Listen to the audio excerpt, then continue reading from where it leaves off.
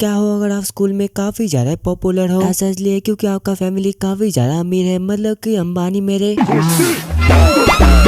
लेकिन इतना फेमस होने के बावजूद भी आप एक लड़की से काफी ज्यादा नफरत करते हो। ऐसा इसलिए क्योंकि वो तो हर टाइम आपके ऊपर चिल्लाती रहती है, लेकिन बाद में अगर आपको उसी लड़की से शादी करनी पड़े जिसको क्या आप बिल्कुल भी पसंद नहीं करते हो, तो फिर क्या होगा? कहानी के स्टार्टिंग में हम लोग हमारा एमसी को देखते हैं जिसका नाम साइतो है, और यहाँ पर तो वो मस्त नहा धोकर स्कूल पर आया था। लेकिन जब भी वो अपने क्लास के अंदर जाने वाला होता है तभी इतने में उसके सामने एक लड़की आ जाती है, जहाँ पर वो आने के तुरंत ही बाद उसका कॉलर को पकड़ती हुए उससे कहने लगती है कि अगर हमारे बारे में अगर तुमने किसी को भी बताया तो मैं तुमको बिल्कुल भी नहीं छोड़ने वाली। उसका ये सा कुछ बातें को सुनकर साइतो अमन में कहने लग जाता है कि हाँ आप लोग सही समझ रहे हो, असल में इसी लड़की से मेरा शादी हुआ है और ये वो लड़की है जिससे कि मैं दुनिया पर सबसे ज्यादा नफरत करता हूँ। फिर हमें डायरेक्ट 4 दिन पहले का सीन दिखाया जाता है और यहाँ पर तो अका ने उससे जबरदस्ती कर रही थी कि जल्दी से तुम मेरा होमवर्क को करके लेकर आओ, लेकिन यहाँ पर हमारा लौंडा भी थोड़ी ना कम था, वो उसको साफ साफ मना कर देता है तुझे होमवर्क करना नहीं आता, और अगर इतना ही जल्दी है तो क्यों ना तुम ही अपना होमवर्क को कर लो। उसका ये बात को सुनकर अकाने उससे कहने लग जाती है कि आखिरकार तुम होते कौन हो मुझे गाली देने वाले, और वैसे भी मुझे तुम्हारा ये फालतू का एटीट्यूड बिल्कुल भी पसंद नहीं है। मतलब ये लड़की को देख कर आखिरकार मैं क्या ही बोलूं, साला खुद तो वो यहाँ पर होमवर्क करना नहीं चाहता और उल्टा वो हमारा एमसी से जबरदस्ती कर रहा है कि तुम मेरा होमवर्क को करके लेकर आओ। मतलब यहाँ पर हमारा लौंडा भी मनी मन यही कह रहा होगा, तू है कौन?